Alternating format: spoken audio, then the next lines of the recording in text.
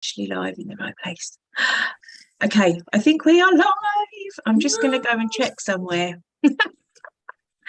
Good morning. If you can see us, please let us know, because this is the point where I always get terrified that I'm not actually live. Even though Zoom's telling me I'm live, I can't see myself live anywhere. So if you can see, can you say hello? Say hello. I'm going to check on my phone as well. If you can see us and you're wondering why on earth we're here, so I'm Nadine from the Wild Web Network, and I'm here with member Carol May, and this is our member spotlight. So every now and then, when I can get one of the members to actually commit to being interviewed and having a little chat online, I do a member spotlight. So it just gives you a chance to get to know a little bit more about whoever I'm chatting with. I find out about them, find out about what they get up to, and ultimately what they can do that could help you. So yeah, Carol May, and as you can see probably by the title on Carol's Zoom name, she is a disruptive health coach. She's not just any old health coach. She's the disruptive health coach. Yeah, the disruptive health coach. Yes. So, Carol, what is a disruptive? Oh my God, what is wrong? I can't say it. A disruptive health coach. So I am. I'm not your standard health coach. I am trained in how to not diet, how to be healthy without dieting, how to ditch our dieting mentality, our dieting thinking. And we've all been programmed with it. And it's not a criticism, but actually it's about becoming aware of it and then going, I don't like that. I'm going to not be like that anymore. So, okay. You know, it's about sticking two fingers up at your doctor when they go, you should go on a diet, or even offering you weight loss surgery, which they seem to do willy-nilly these days. So, oh, really? Say again? Oh. Is that what they do now at the doctors? They seem to. I hear so many people being offered when they've gone in for something completely different. Wow, weight loss surgery is quite drastic as well, isn't it? I mean, you wouldn't think that doctors would be advocating that as the norm. Okay. No, you wouldn't, would you? Interesting. So, and I mean, not dieting. I mean, there's probably like music to everybody's ears, isn't it? Every woman in her life, well, and some men obviously have probably been on a diet at some point and absolutely hate the word. Mm-hmm. Yeah, absolutely. And you know what we've done is we have gone on a diet because that's what we have been told we should do. And then what happens is we put the weight back on. So we're doing this yo-yo, and we can do it our whole lives, you know? Yep. Yep. You know, I did it for almost 50 years, from the age of 12, when my mum took me to the doctors and he put me on appetite suppressants, which are amphetamines. And which wow, at 12?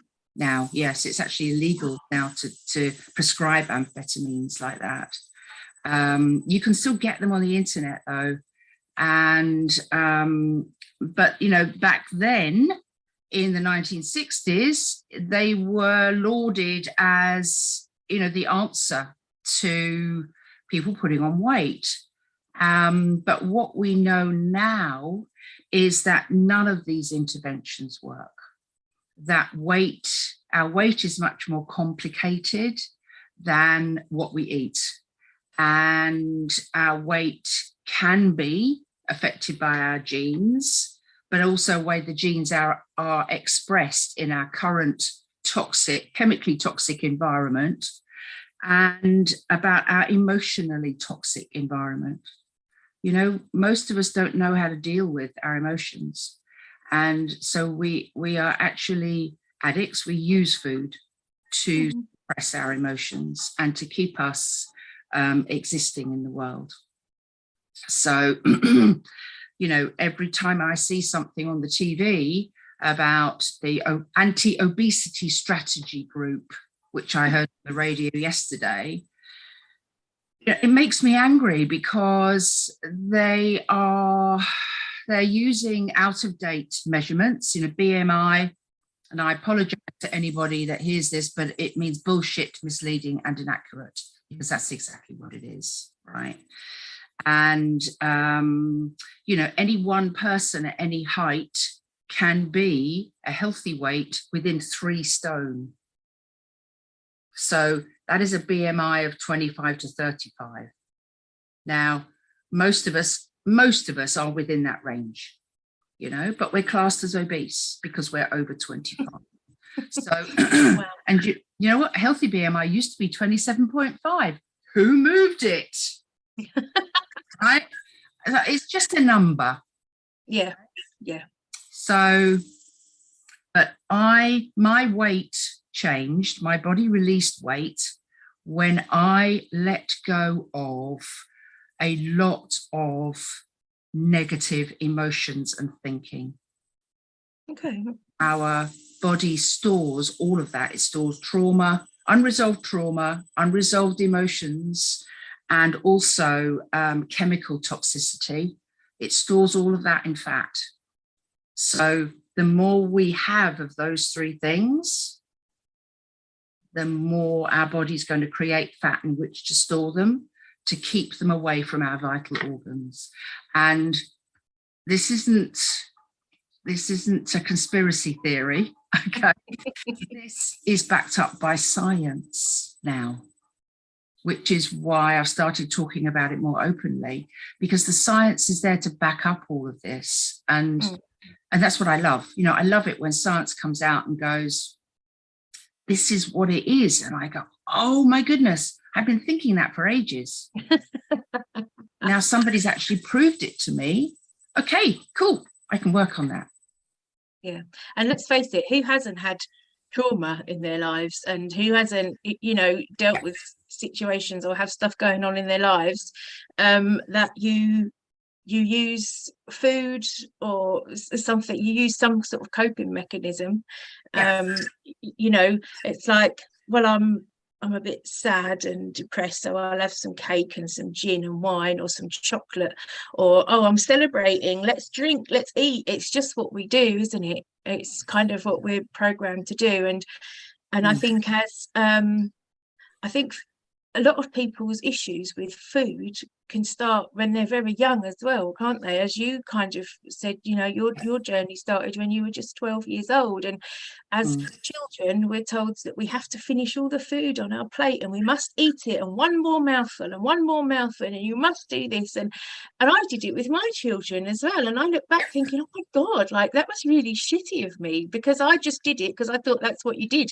You made your kids eat all their food, but actually you're just force feeding them to eat when actually they're telling you they're full and they can't eat anymore.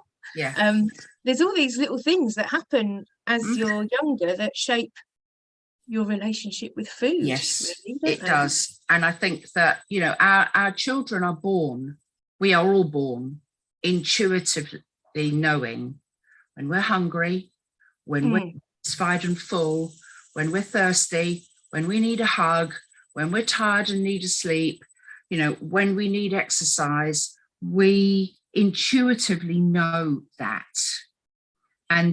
But because as parents, we have had all of that knocked out of us, when our children start doing that, we call that rebellious.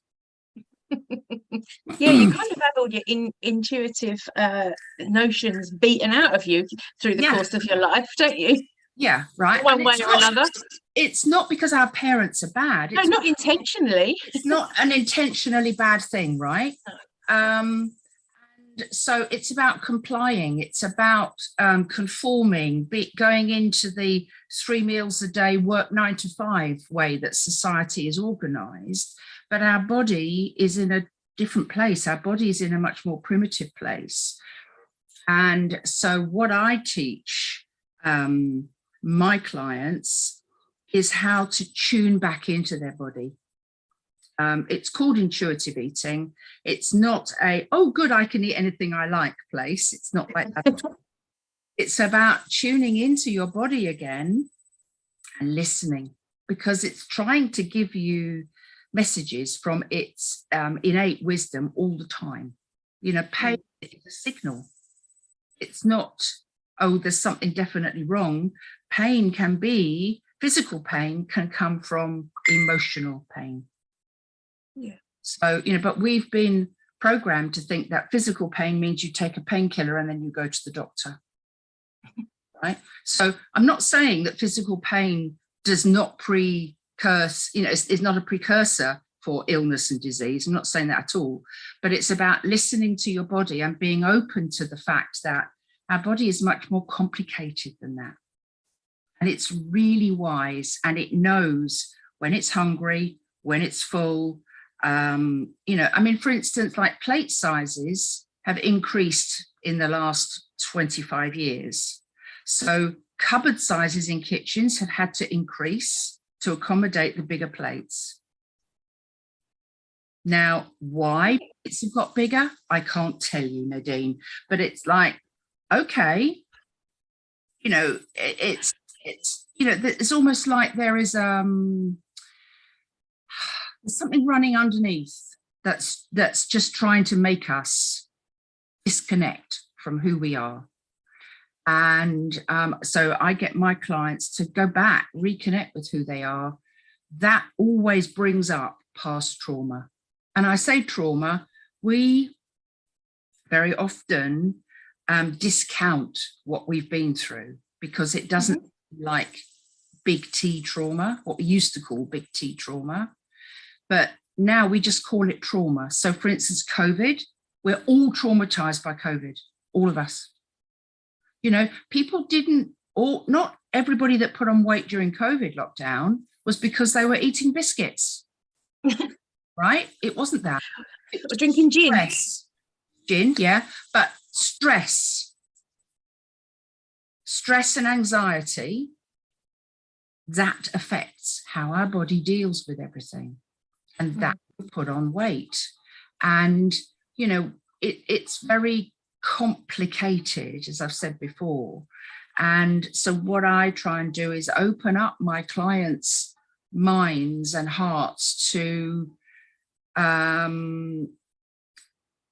what else is out there. You know, if I don't do a diet, what do I do? And it's about how they feel in their body, not the number on the scale. And letting go of all of the stuff they've held inside for so long. And their body will go, and it will just dump weight, right? And I dropped 21 pounds in the first month after I had let go. Massive. I know. And I've been a dieter all my life, and I'm going, and I had no idea it was happening. And then my trousers fell down at work. Okay. I stepped on the scales and I thought, there must be something wrong with them. And I kept stepping on the scales. I thought, no, it still says that same number. What's going on here? And that's what's taken me down this path of acceptance of my body as it is. And the miracle, you know, I'm going to be 68 next month. And the miracle of that, you know, I've lost 10 friends of my age since I was 60. And wow. For me, and some of those were apparently really healthy. But clearly not, right? And you just think, okay, what do I want in life? Do I want to spend the rest of my life going without the things I really like? Or do I want to be able to have anything, to feel free around food? Because once you let go of the need to restrict, your body again goes, oh. And then in my experience and that of my clients, they don't actually binge their favorite foods anymore. And if they do periodically, it's because something else has come up. Okay. So, my question to them is always, if you're in the kitchen at 9 o'clock at night, cruising the cupboards and the fridge, what are you looking for? Because you sure as hell ain't hungry. Yeah, and I think sometimes it's just boredom, isn't it? People eat from, but it's interesting what you say about not restricting, because there's so many different diet fads out there, isn't there? Yep. Paleo and keto and all these, oh my God, and then you can't eat this and you can't eat that, and you can only have a little bit of this and only have a little bit of that. And I think a lot of people get confused and go, well, I can't eat that. And that's exactly what you're trying to get across to people, isn't it? You shouldn't be able to restrict people. And I've got to say, Carol, you do not look like you're 68, so you obviously know what you're talking about. You're doing something right. I mean, if this isn't a good testament, people, wow. And it is just, I can choose to eat anything I like. One of my questions to myself is always, is this worth me eating? So, if I order cake, which I very rarely do when I'm out, because quite honestly, Nadine, I'm usually disappointed in it. Right? But if I do, and I try a piece and I don't like it, I will leave the rest. In the past, I would have eaten it anyway because I'd paid for it. Yeah, I hate to waste it. Like, if I've paid for it, I think, I don't want to leave it, even if I don't really like it. Yeah, but I watch my granddaughter. She is 3, coming up 4, and if she takes a bite of something and she doesn't like it, she'll leave it. If she's had enough, she'll leave it. If she's really hungry, she eats humongous amounts of food, and she's like a stick. Right? And you just think, this child knows what she wants, when she wants it, and how much of it she wants. And it's about allowing ourselves and our inner child to do exactly that. Stop trying to be a grown-up. Go back to your inner child. What would your inner child do? Does your inner child want ice cream? Hell, have it then. Do you want Mr. Whippy? Personally not. No, I don't have Mr. Whippy ice cream. But if that's your bag, have it, right? Not all day, every day, clearly. But as soon as we feel that we can't have something, we want it even more. Yeah, it's very true. It's very true. Very true. So because all we hear, is the word diets and stuff, and eat less, move more. That's all you've got to do. Yeah. Well, and I kind of knew that would be your reaction to that kind of statement, but that's what we hear, isn't it? It's simple. All you've got to do is eat less and move more. But it's not that simple, is it? It's not that simple, particularly for women. Men and women, very different when it comes to weight and balancing weight. I don't like the word loss. Where we hold weight on our body is different. Why we do it is different, and how we release it is different. And men will drop weight twice as fast as women, because men are designed to be hunter-gatherers and run fast. Women are designed to, even in times of famine, have children and be able to feed them. We are designed to hold on to it. That's our primitive brain. We can't get away from that. Just because our society is more modern, our brain's going, not going to play the game, right? So, for some people, mostly men, the eat less, do more thing helps. My male clients, mostly what helps for them is to stop drinking beer.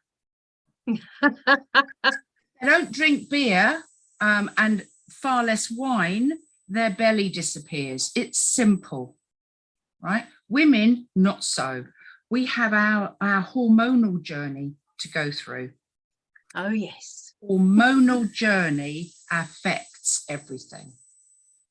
Yeah, and that's a whole nother ball game, and not a lot of fun. No, in itself. And again, we're all individual with that, right? Yeah. One size fits all. So actually, it's about tuning in to our body, ourselves, having the confidence and the self-trust to tune in and just ask it what it wants. I teach my clients a really simple way of doing that. And they go, oh, it's as easy as that. Yep, it is as easy as that, you know. And it's once we relearn these things, which certainly for my clients, they do it really quickly. They relearn it really quickly. So they get the principles of intuitive eating. They're reconnecting with their body. And then what comes up, because their body starts releasing weight. And they go, oh, wonderful. And then what comes up is all the dieting stuff, all the dieting language. Oh, well, you know, I fell off the wagon this week. No, there isn't a wagon to fall off. Right? Oh, fell off track. No, there's no track. Right? So I work in groups mostly, and then I do the separate emotional trauma work one-to-one, because it's not for groups, right? Yeah. But there's a lot of what I call general stuff that benefits everybody in the group. You're laser coaching one person, and it takes consistency, and it takes a lot of support. And I hate the word accountability, because they're only accountable to themselves. They're not accountable to me. But it's a new way of being that because we've forgotten how to be that. We've forgotten how to trust ourselves around food. I didn't trust myself around food.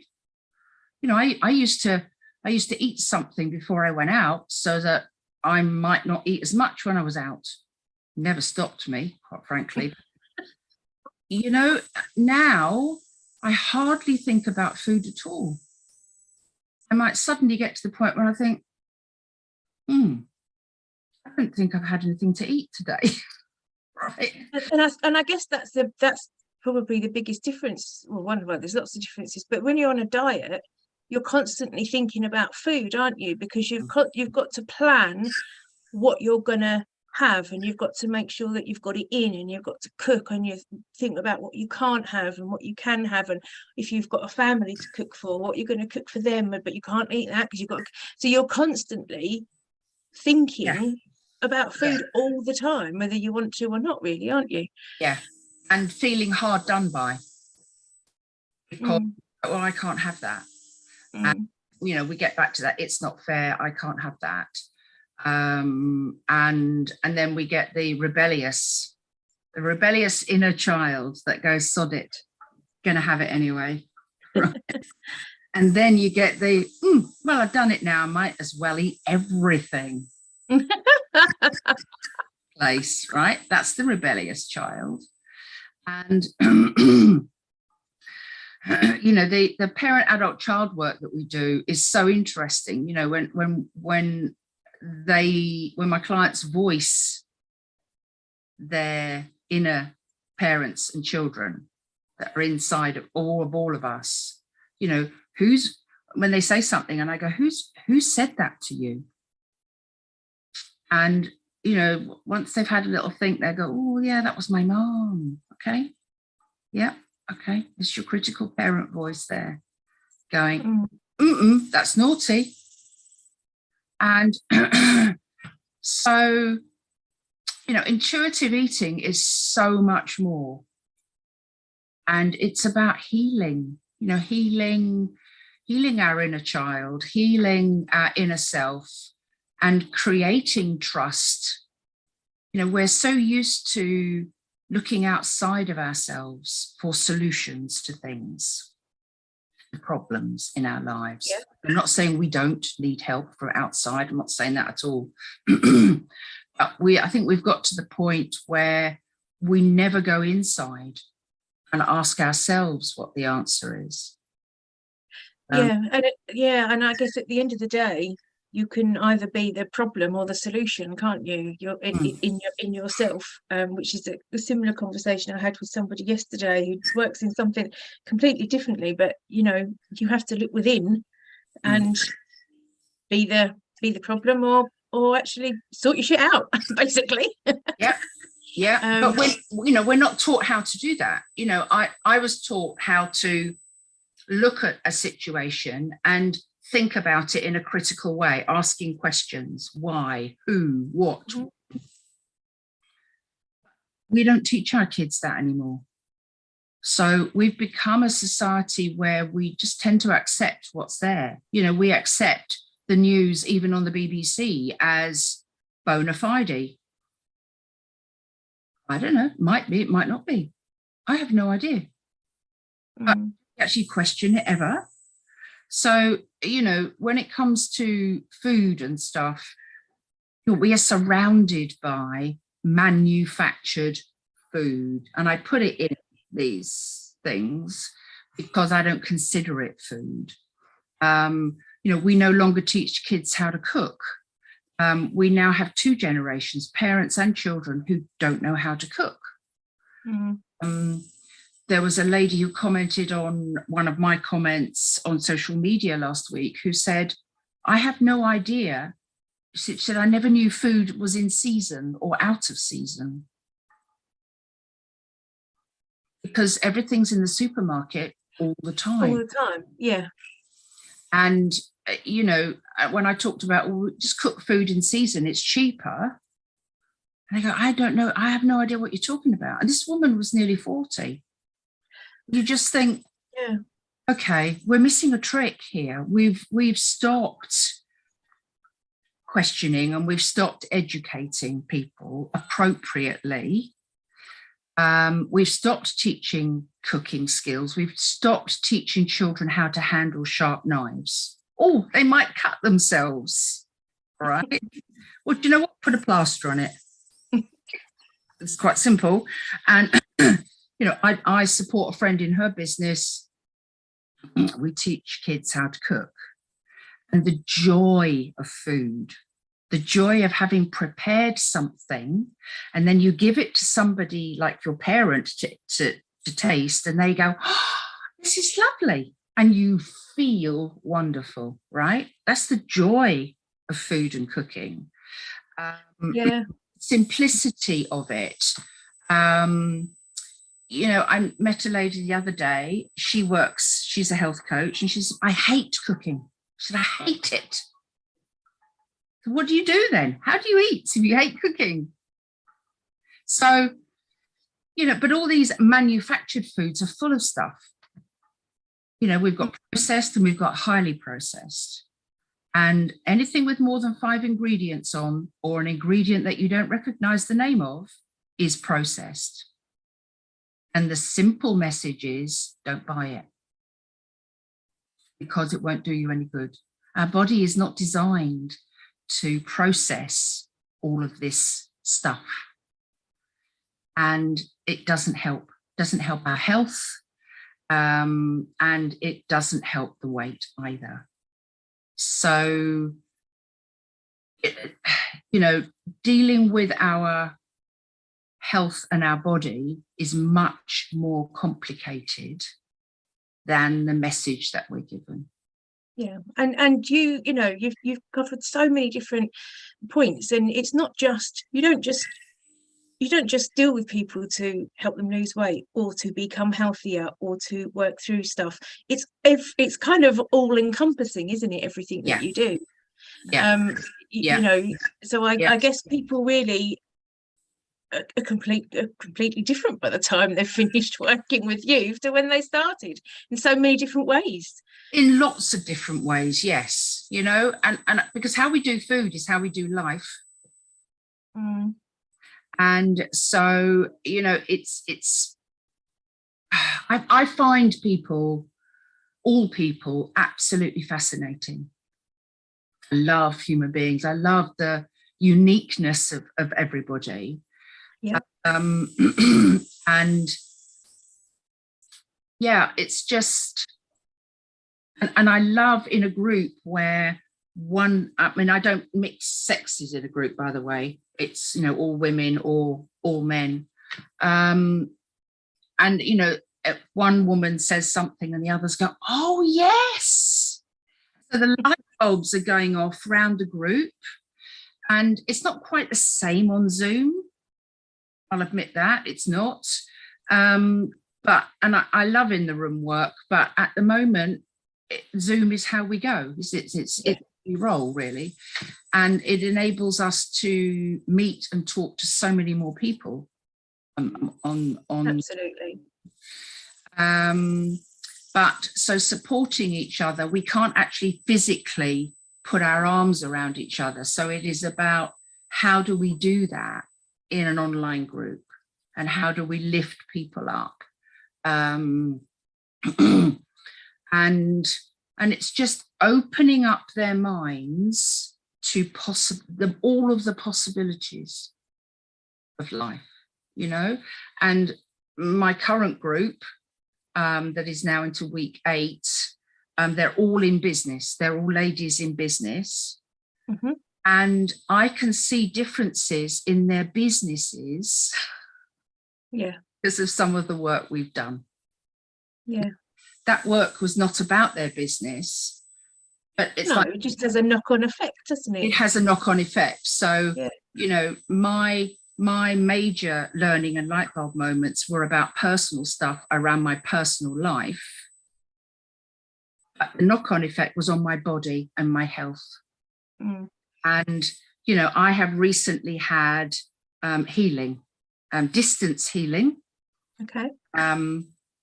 And apparently I was wearing a trench coat made of chainmail. Wow. Sounds pretty unpleasant. Yeah. And I can't tell you the difference in my body, Nadine, from taking off this thing, which I didn't know I was even wearing.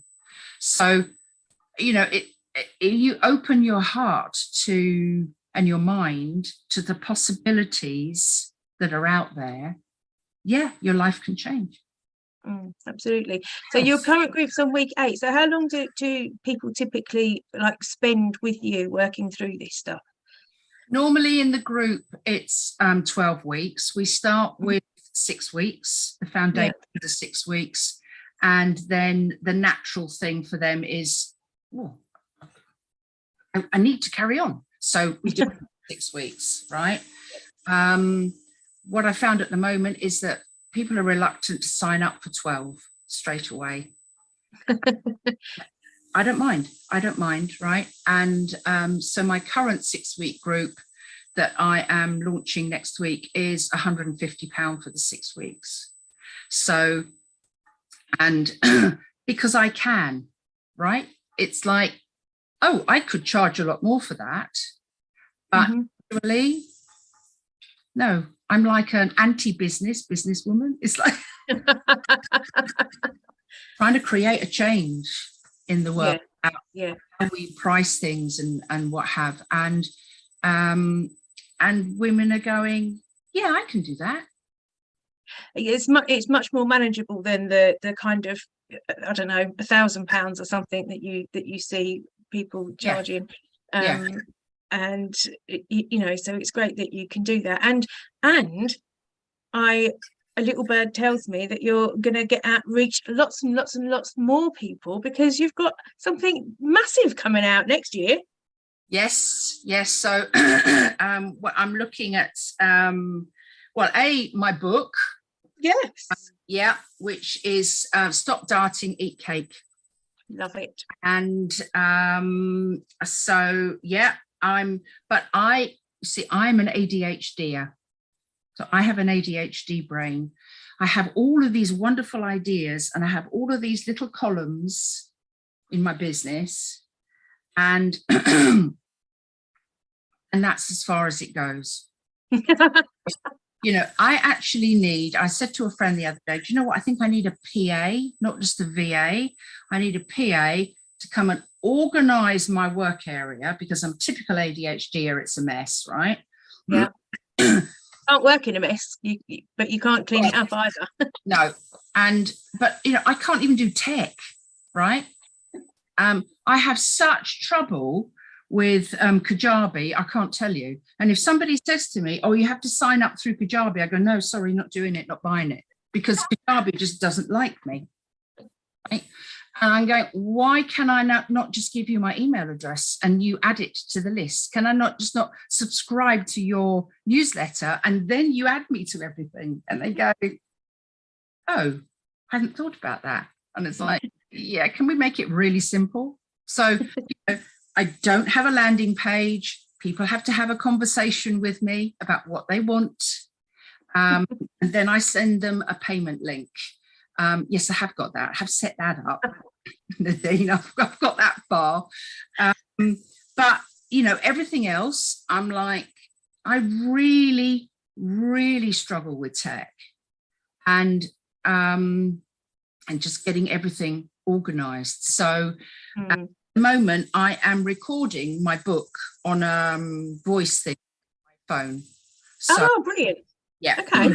Because if I sit down to write, my brain goes, or else it goes, oh, look, there's something else over there. And I go off down a rabbit hole. Whereas if I'm walking around with my phone talking, I can talk for England. Yeah. So I'm talking it all into there. And then I put it through Otter AI and it just transcribes it. So, awesome. Yeah, and then we go from there. So the book's due out next year? Yep, no date yet, because I haven't finished writing it yet. But yes, it's due out. And also a major collaboration with a load of other women in business to create something for women which is completely different and is not yet out there in the world to support women. Ooh. Yeah. So space then. Absolutely. Yeah. As I said to my friend Kath earlier this week, I said, I'm done with being poor. I want to be I said, but you know, I actually need help and support doing this. And I think that's one of the things that, you know, I love to see you know, other women going, yeah, do you know what? Let's do this or let's do that together. And one of the things I was speaking to, and I went, okay, I say, I'll be upfront. I'm not a completer finisher. I have all the ideas, right? I'm like Richard Branson, but all the ideas, right? Yeah. She said, well, I've got really good news for you. She said, I am a completer finisher. And I go, hooray. Oh, brilliant. Yeah, you know? Yeah, finding people that you can work with like that, where you can fill in each other's gaps and pick up what each other is good and not so good at. I've got a collaboration which I'm starting with somebody which is nobody knows about yet, because it's we only met this week, and and to start the ball rolling with some stuff. But it's great when you can meet somebody that you can really kind of spark off and help each other, because that's what we should be doing, right? Helping each other more, you know, in life in general. I believe so, Nadine. And I think, you know, life and society and business and our own mental health will improve if we start connecting again to people. Oh, absolutely. Collaborating. Yeah, definitely. So I totally agree. You know. So I guess if people want to contact you, how is the best way for them to contact you then? Because you don't have all these fancy things that everybody don't know. So I am on Facebook and I am on LinkedIn and I am on Instagram, and I'm just about to launch on TikTok. Oh my God, Carol, I'm terrible. I'm really, really good at scrolling through and watching people's videos on TikTok. Right. But that's as far as I've got. No, I am on a training course. Are you really? with Wow, amazing. yeah, with the with a lady called Anne Gould, who is a friend of mine, but she teaches you how to use TikTok in a way that makes sense to women. I mean, there are some men on it, but she aims mainly at midlifers and above. Because do you know that the majority of the audience on TikTok now are midlife and older? I know, right? I said to somebody yesterday something about TikTok, and it went, "It's for TikTok, it's for kids." I was like, "No, it's not." It's like, "Yes, it's for kids." I was like, "No, it's not. No, Not it's for not. children." No, and you know, You know, TikTok is now going to be a search engine, so it's actually really good for business.